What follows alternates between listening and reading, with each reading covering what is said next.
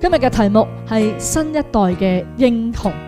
盼望唔單止讓上帝嘅話語嚟祝福我哋每一個在座嘅父親，讓父親嘅你都可以起嚟，可以剛強壯膽，晝夜思想神嘅說話，讓你嘅道路可以能夠亨通，凡事順利，讓你都能夠喺你嘅屋企嘅裏面成為被興起嘅英雄。可能喺過去做英雄真係唔簡單㗎。大家睇咩 Marvel 係嘛？仲有黃飛鴻，仲有周潤發，哇！佢可能都會面對槍林彈雨啦，或者面對要打怪獸啦，係好唔容易。可能喺你生命裏面有一啲嘅傷害或者傷痕累累，但係今日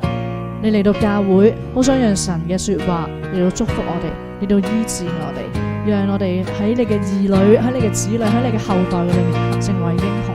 唔係講緊你要揾幾多錢喺屋企，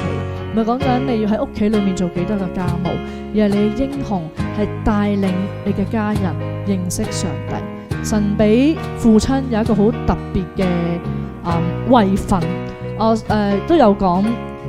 猶太人咧係點樣教兒女學習聖經，佢係每逢禮拜五夜晚，啲仔仔女女一齊食飯，就係由爸爸負責嚟到分享上帝嘅話語。呢個就係神俾男人弟兄，你點樣帶領你嘅妻兒認識上帝，讓你成為你屋企裏面英雄嘅時候，你去多啲嚟到禱告，多啲為你嘅配偶、為你嘅子女禱告，多啲嘅嚟到學習神嘅話語，而是你喺屬靈嘅裏面帶領你嘅太太，帶領你嘅下一代嚟到跟隨上帝，可以嗎？鼓勵每一個爸爸，讓你係唔離開會幕，你到心裏面有聖靈，專心嘅嚟到跟隨主，亦都俾我哋咁樣去做嘅時候，讓神嘅智慧嘅靈都充滿我哋。